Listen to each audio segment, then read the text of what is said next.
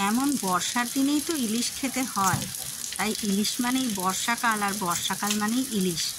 আজ করব ইলিশের লঙ্কা কাটা ঝোল বা কাঁচা ইলিশ। এই স্বাদ যে কী তা যারা খায় তারা অবশ্যই জানে। চলুন রান্নাঘরেই যাওয়া যাক। ঝমঝম করে বৃষ্টি পড়ছে। আমার বাপের বাড়ি আর শ্বশুর বাড়ি দুটোই রাজশাহী জেলার, তাই জন্যে মা ঠাকুমা আর শাশুড়ি মায়ের হাত ধরে অনেক রান্নাই শেখা হয়ে গেছে। যত না বাপের বাড়িতে দেখে দেখে শিখেছি, তার চেয়ে শ্বশুর বাড়িতে এসে নিজে হাতে করে অনেক বেশি অভিজ্ঞতা হয়েছে। এই ইলিশের ঝোলটা একটা ইউনিক ডিশ, মানে আমরা বাঙালিরা যেরকম স্বাদ ভালোবাসি সেই স্বাদে এই মাছের ঝোলটা ভীষণ চলে। ইলিশের একটা নিজস্ব গন্ধ আছে, তাই যতটা পরিমাণ কম মশলা দেওয়া যায় ততই ভালো। আর বৃষ্টি কি আমার রান্নাঘরে পড়ছে নাকি? দেখো কাণ্ড, কি মজার না এফেক্টটা। এত ভালো লাগছে ওয়েদারটা, কি বলবো। কড়াইতে সর্ষের তেল পরিমাণ মতো দিয়ে তার মধ্যে দেব কাঁচা লঙ্কা আর কালো জিরে, তার সাথে বেগুন আর আলু একটু ভাজা ভাজা করে নিতে হবে হালকা করে। এই মাছে কোনো কিছুই কিন্তু ভাজা খুব কড়া হবে না। আর আমি যেরকম সবসময় বলি, গ্যাসটা কিন্তু সিমেই রাখতে হবে। খুব বেশি কড়া আঁচে ভালো রান্না কখনো হয় না। আর আমাদের মহারানী ইলিশ রেডি। এই মশলা বলতে দিতে হবে সামান্য একটু হলুদ, জিরের গুঁড়ো আর নুন। এই নুনটা কিন্তু প্রথম এবং প্রধান উপকরণ এই মাছের গায়ে যখন নুন মাখাবো আর ঝোলে যখন নুন দেব, এই নুন তো ব্যালেন্স করবে ঝোলটাকে।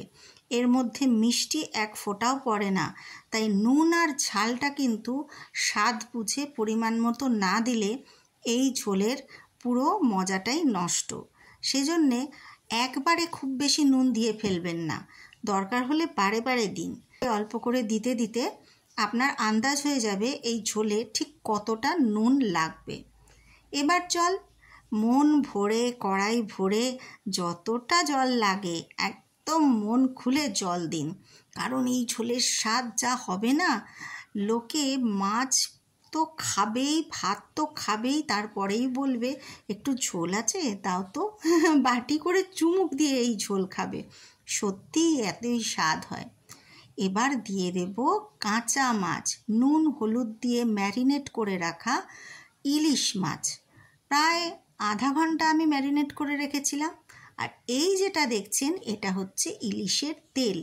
এটা অবশ্যই এই কাঁচা ঝোলে দিতে হবে, না হলে কিন্তু এই ঝোলের স্বাদ কিছুতেই আসবে না। এইটা হচ্ছে একটা ট্রিক্স বা টিপস, যাই বলুন, আজকে বলে দিলাম। এই কাঁচা ঝোলের স্বাদ বা ইলিশের লঙ্কা কাটা ঝোল আমাদের বাড়িতে যখন হয়, মানে নিমেষেই একেবারে থালা পরিষ্কার চেটেপুটে। যারা বলে ইলিশ মাছের কাঁটা খাবো না, তারাও এই গন্ধে পাগল হয়ে যায়। সারা বাড়ি ছড়িয়ে পড়ে এই ইলিশের গন্ধ। আর বর্ষাকালে এটা যে কি ভালো লাগে কি বলবো। ইলিশ মাছ খুব উপকারীও মাছ। এই মাছের মধ্যে যে তেল থাকে, সেই তেল কিন্তু আমাদের শরীরের অনেক কাজে লাগে। সব থেকে বড় কথা হলো, মাছে ভাতে বাঙালি। আমরা বাঙালিরা মাছ খাবো না এটা হতেই পারে না।